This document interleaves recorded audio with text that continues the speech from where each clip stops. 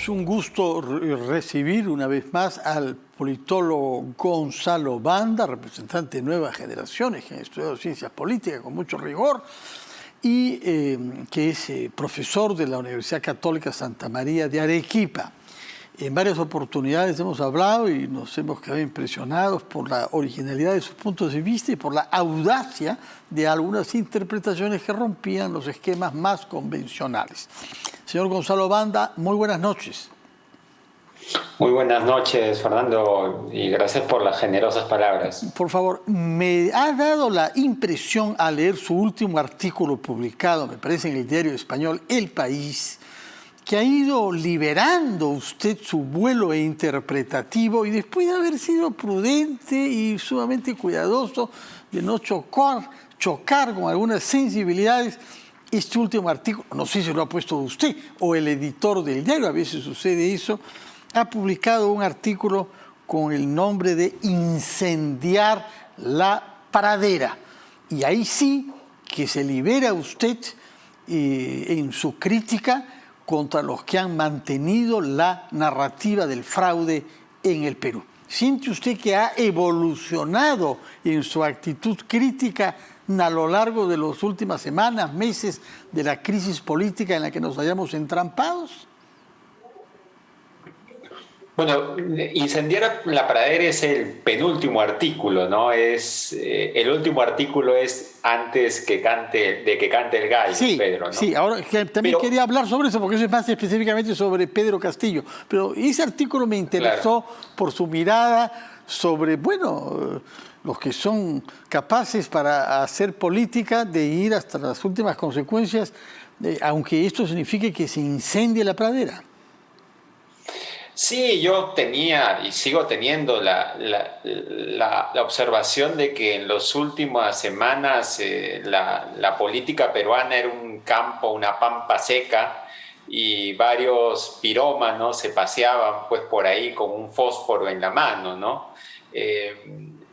Sin medir las consecuencias de lo que podía significar a largo plazo las palabras y las afirmaciones en una democracia pues tan precaria como la nuestra, don Fernando. Sí, bueno, en este caso a usted le parece que ha habido muchas dificultades para reconocer la victoria de Pedro Castillo. Ese es el tema de fondo. Las múltiples razones que se reducen a lo que Ricardo Palma llamó los motivos del oidor, es decir, miedo, ¿no? El miedo se ha apoderado del espacio público, miedo por otra parte que usted dice que es comprensible, pero que ha obnubilado los espíritus y no ha permitido dar una respuesta racional al problema planteado por los resultados electorales. Así es, y que visto comparativamente ese miedo, cuando uno ve el caso, cuando se quiere comparar esto con Venezuela, ¿no? El papel de las élites que se oponen a Chávez en ese primer momento de una manera poco inteligente permite la radicalización de Chávez.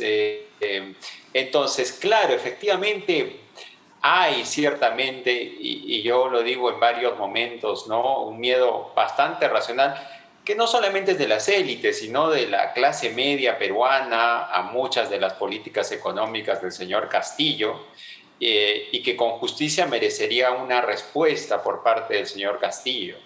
Pero también es cierto que, sobre todo las últimas semanas, las élites políticas peruanas sí han insistido con una retórica que a mí me parece no está basada en ninguna evidencia, incluso haciendo alusiones a que los militares puedan intervenir en el proceso electoral, llamando a una unidad pues entre la clase civil y militar, que en estos momentos pues no tienen ni pies ni cabeza, ¿no?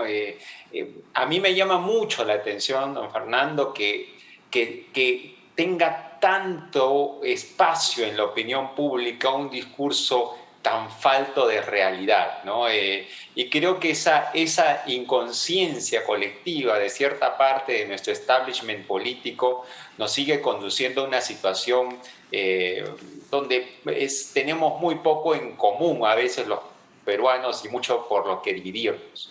Ahora bien, es severo usted sobre la clase dirigente, sobre la élite política, porque usted dice que no se resigna a reconocer que está en agonía. Para usted esto significa el cementerio de algunos líderes e incluso sale de su discreción arequipeña y recurre a una metáfora tomada de la música criolla encarnada por Lucha Reyes, un fracaso más, ¿qué importa?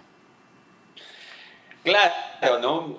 A veces tengo la impresión que los perdedores de anteriores procesos electorales se han envalentonado en este proceso, ¿no? A veces, por ejemplo, a mí me hubiera gustado ver a una Lourdes Flores no tan combativa como la he visto en este último cierre de la segunda vuelta electoral 2021, cuando perdió por escaso margen con Alan García, ¿no? Y pudo ahí disputar en mesa también la elección.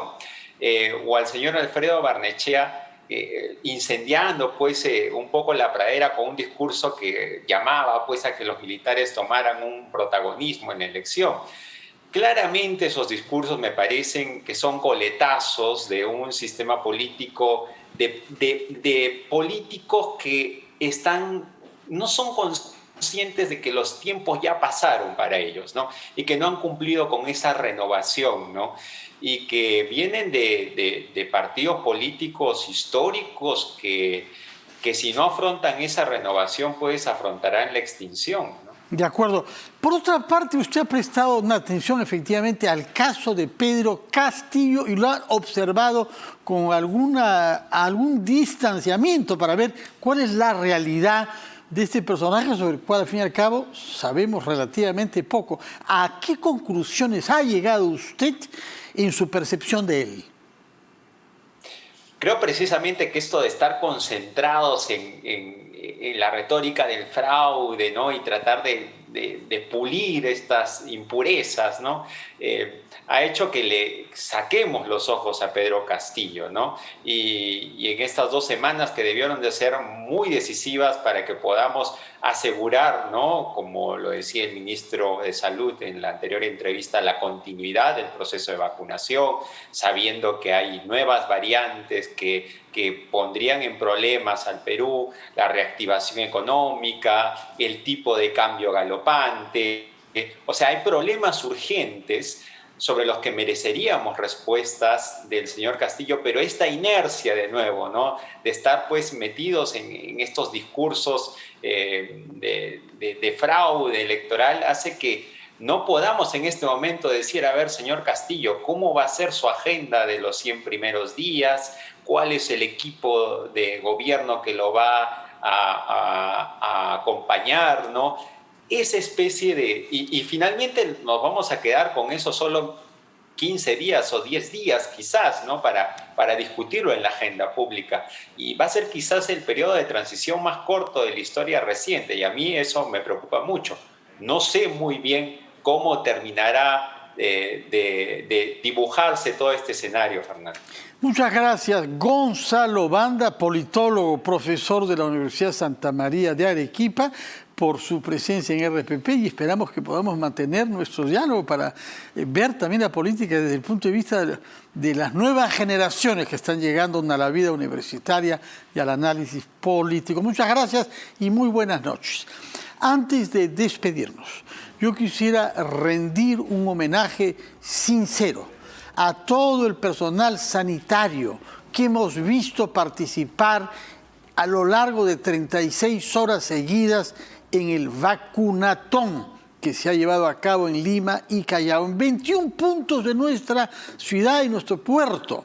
Ha habido recepción de gentes que han venido a vacunarse durante 36 horas seguidas, es decir, toda la noche del sábado. Es un personal que yo he podido ver, no solamente competente profesionalmente, sino con delicadeza y con sensibilidad humana. Es por eso que nos corresponde exhortar a todos nuestros compatriotas a acudir a vacunarse. Es algo necesario por ellos y por los demás, por nosotros.